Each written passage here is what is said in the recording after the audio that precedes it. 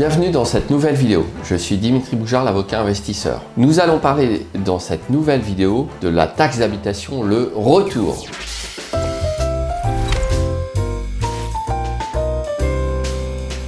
Alors évidemment, la taxe d'habitation, vous pensiez que ça avait été supprimé, oui, vous le pensiez à juste titre en partie, mais vous vous posez la question, mais je ne comprends pas, j'ai reçu pourtant un avis de taxe d'habitation. Ces questions sont assez complexes, et évidemment, je vous invite à rejoindre dès maintenant mon podcast pour investisseurs immobiliers, dans lequel je vous détaille les questions relatives à la taxe d'habitation, à la cotisation foncière des entreprises, à toute une série de petites taxes comme ça, et contributions, voire impôts qu'on va imposer aux investisseurs immobiliers, et vous aurez aussi la possibilité d'interagir avec moi en direct dans le cadre du coaching commun.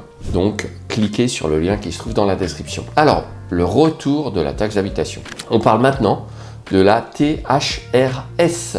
THRS, voilà encore un acronyme plus ou moins sympathique. En réalité, dès qu'il s'agit de payer des taxes ou des impôts, j'ai tendance à dire que sur le principe, oui, mais pas trop non plus. THRS, taxe d'habitation sur les résidences secondaires. En effet, la taxe d'habitation n'a été supprimée que sur les résidences principales. Et pour rappel, qu'est-ce qu'une résidence principale? C'est un logement dans lequel on passe plus de 8 mois par an. C'est à peu près le seul critère qui définisse la résidence principale. Par conséquent, et résidence secondaire, tout ce qui n'est pas résidence principale. Que votre bien soit un bien locatif, que ce soit une maison de campagne que vous ne louez pas, bref, tous les biens qui ne sont pas résidence principale. En conséquence de quoi, potentiellement, vous allez devoir payer de la taxe d'habitation sur tous vos autres biens autres que votre résidence principale. Attention, si vous louez un bien en location meublée à l'année avec des baux d'habitation, vous allez être en mesure de prouver au fisc que vous n'avez pas à payer la taxe d'habitation puisque vous donnerez le bail de location classique, bail régi par la loi de 1989, et votre propre locataire qui occupe le logement à l'année n'aura lui-même pas à payer la taxe d'habitation puisque ce logement qui lui est loué constitue sa propre résidence principale. Donc dans ce cas, vous ne payez pas d'impôt de taxe d'habitation sur votre résidence principale et le bien que vous louez en location classique à l'année n'est pas non plus soumis à la taxe d'habitation pour le locataire puisque cela constitue également sa résidence principale. En revanche, si vous faites de la location meublée courte durée, vous allez potentiellement recevoir un avis de taxe d'habitation. Pourquoi ? Je sais qu'il existe un petit peu, encore une fois, une légende internet disant que si on paye de la CFE, cotisation foncière des entreprises, au titre de ces locations meublées, on n'a pas à payer de la taxe d'habitation. C'est faux. Aucun texte ne prévoit une telle exonération, même s'il est vrai que dans certains cas, les centres des impôts vont accepter un dégrèvement de la taxe d'habitation quand on leur fait valoir qu'on paye déjà de la CFE. C'est du cas par cas. Cela dit, vous devez savoir que courant juillet 2023, le Conseil d'État a rendu une décision qui est extrêmement claire, disant que si vous louez en courte durée des biens ou appartements, vous, dès lors que vous êtes en capacité de vous en réserver l'usage ou la disposition, vous devrez acquitter la taxe d'habitation sur ces biens.